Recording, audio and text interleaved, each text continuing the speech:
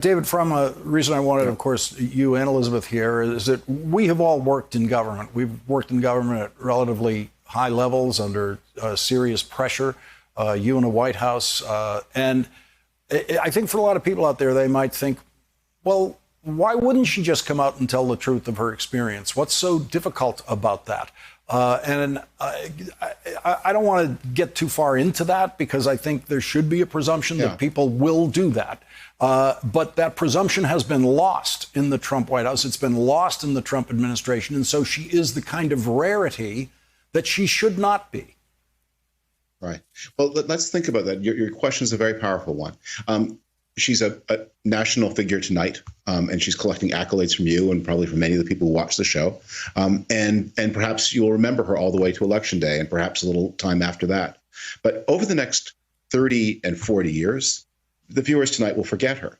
But the people she alienated, they will not forget. This will be in their memory of her for the rest of her career, the rest of her life. That the list of things she could do has been cut by half, two-thirds, three-quarters. And there will be forever a mark on her from the people who care most. So when people say, well, look, she's famous on TV, that fades. The enmity she's made, the risk she's taken, that endures. And that's the mark of the courage she showed. And Elizabeth, she goes out of her way to say, I don't want this to be a me against Mike Pence thing. She says she expresses her respect for Mike Pence in her very first interview about this in the Washington Post today. Very first thing Mike Pence says about her is just another disgruntled former employee. Look, if I were in her shoes, it would be the same thing. I think Mike Pence is doing the best job that he possibly can.